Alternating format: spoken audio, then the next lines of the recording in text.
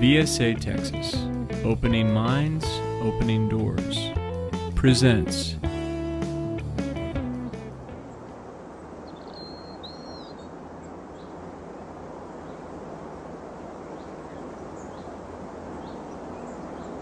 What I would like to see in my ideal park are more accessible nature trails.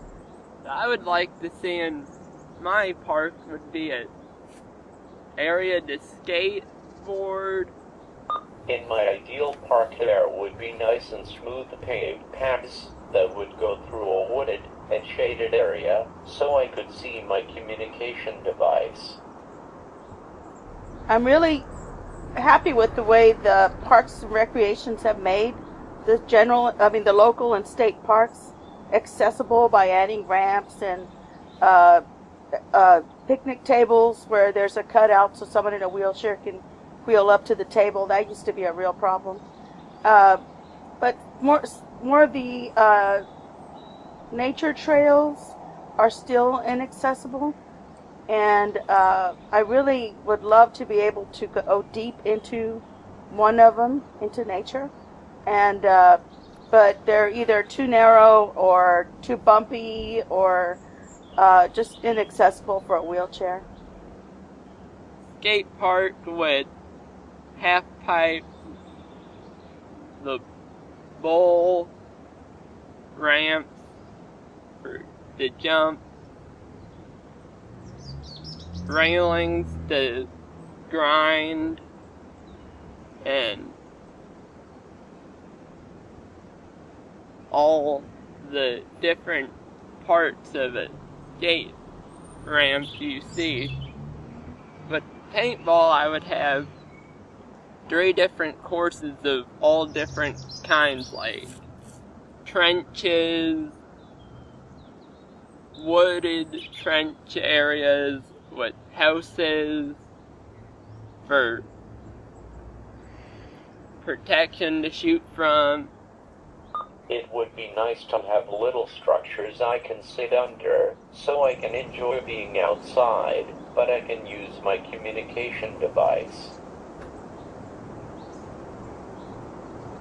There would also be an obstacle course that I could drive my wheelchair through to have some fun.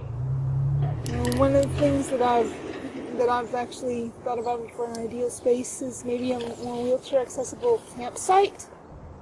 My ideal in the park is the park where they had trails and they have playgrounds in the park. What I would like to see in my ideal park is I have a lot of difficulties reading, so I would like to see things that are you could see visually, like pictures of what's going on. Well, when I was younger, when I was involved in wheelchair sports, I was introduced to an event called slalom. I don't know if that was the official name, that's just what they called it. But it was a really fun obstacle course where you had to weave poles and sometimes circle objects, go on the edge of objects. There were markers that we had to go through, and maybe there were other things that we could do, like in a more static course, add some sort of ramps and stuff like that. But it was really fun because growing up in elementary school, I'd always watch my classmates do obstacle courses, and I never really had the chance to try any sort of timed course like that. I like to roast the marshmallows, and so I put the melted marshmallows in the graham cracker and the Hershey's and make it a s'more so they can eat delicious. Birds likes to singing songs like you can feel the wind and listen to music in yoga, and I feel cool and happy about yoga. And also I like to use breathing techniques and sort of a thing. It was soothing. The way I think of the images is like, artwork would be I am an artist, so seeing some really good artwork, like drawings of what happens in, a story would be good. That would be probably the best thing for me to see. Is I do everything visually, so I sight things, I see things, and it would be probably the best way of working with me. When I go to the park, I would like to see more accessible parking that you can use, and it's closer to the picnic tables. I'm Ashley Butler, and I would like to tell y'all things I would like to see at a park. People not littering and throwing their trash on the ground. Swings, seasons, slides, merry-go-rounds. What I would like to see in my ideal park or recreational space, first would be a attending mind-reading robot. I say robot because dealing with humans sometimes can be tedious. In my ideal accommodation space, I would like to have facilities with non-flickering light, that is like LEDs or incandescent or halogen, because I have photosensitive epilepsy, and fluorescent lighting flickers and it disrupts my neurological functioning.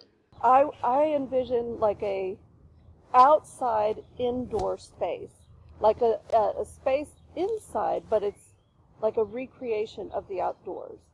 And interacting, if I were to move towards it, it would move out of my way. So I wouldn't run into something or trip over something.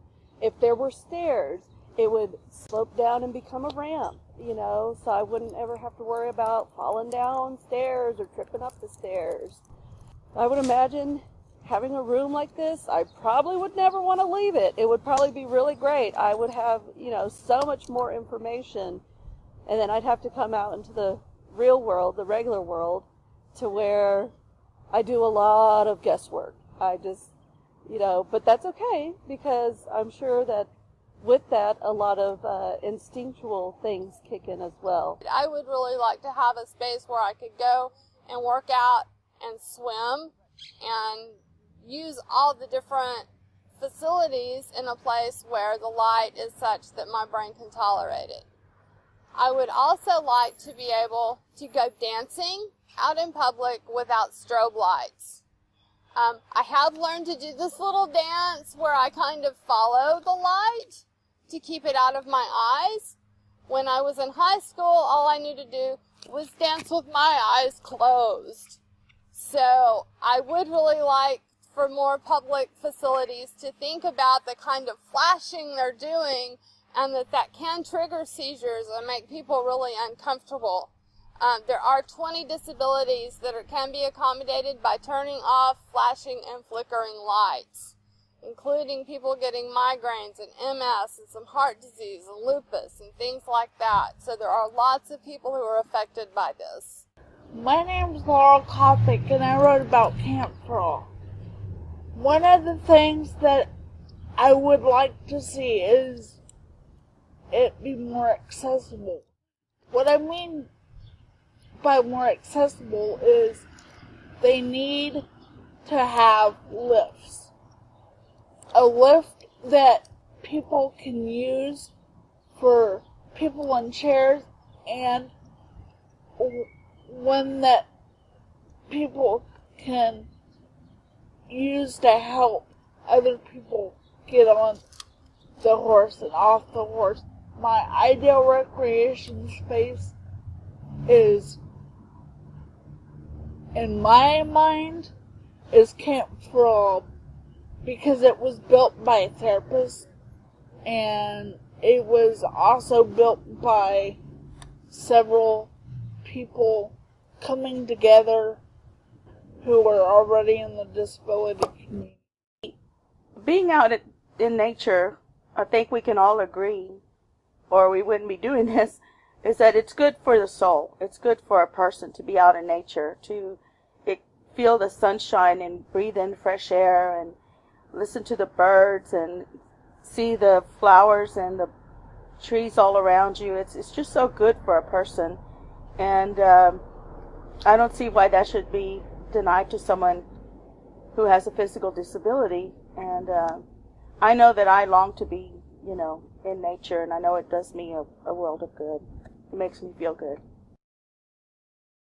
For more information on the Opening Minds, Opening Doors project, please visit our website at www.vsatx.org/OMOD or call us toll-free at 1-866-489-8412.